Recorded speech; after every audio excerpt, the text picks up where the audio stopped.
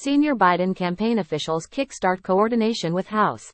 Washington, AP. Senior officials for President Joe Biden's re-election effort will meet with House Democrats on Thursday to outline in detail post-Super Tuesday campaign plans, a strategy session that marks a significant boost in efforts to coordinate with lawmakers on organizing and communicating with voters nationwide.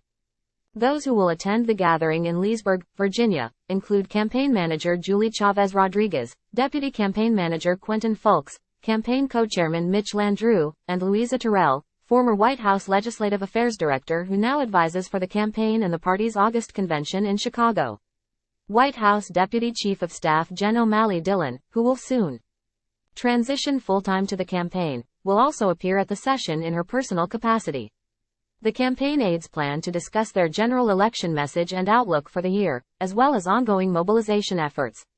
They also will focus on how to activate and engage supporters and what role lawmakers can play in doing that and in other re-elect efforts, according to campaign officials. To that end, senior campaign officials plan to make several asks to House Democrats on Tuesday about how to become more involved with the re-elect efforts, such as asking lawmakers to help organize and host recruitment efforts for volunteers and other supporters, undergoing training to help ramp up use of new, digital and app-based organizing tools, and participating in campaign-hosted events, including office openings and coalition meetings, such as Women for Biden, in key battleground states.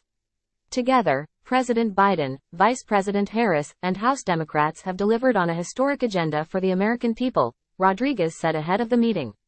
Democrats up and down the ballot know the stakes of this year's election, and are ready to run in. Win together this November on a winning agenda that fights for the middle class, protects our rights, and stands up for our democracy. The meeting Thursday comes as the Biden campaign continues to grapple with re-electing a president who remains more unpopular than popular with voters, as well as polling that shows a tight contest with Donald Trump in several of the battleground states that are key to a Biden victory in November. Factors that are prompting private consternation and hand-wringing from fellow Democrats. President Joe Biden speaks at a campaign event in North Las Vegas, Nevada, Sunday, February 4, 2024.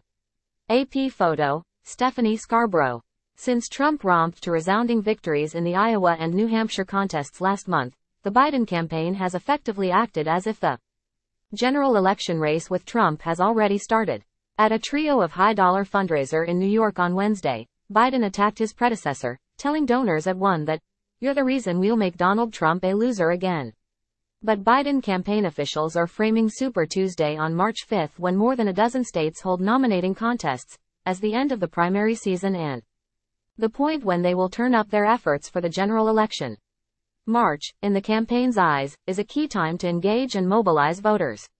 Many in Biden's orbit believe people have been tuned out of politics for much of the campaign season so far and have not yet grasped the all but certain reality of a Biden-Trump rematch.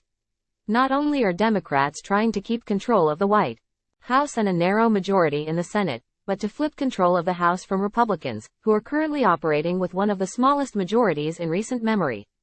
The March engagement plan will help fortify a campaign operation and grassroots network for Biden and House Democrats that they will further ramp up as they work to persuade voters later this year. House Democrats are in the Northern Virginia town, about 30 miles from Washington, for their annual retreat. Biden will travel there later Thursday to deliver his own message to lawmakers.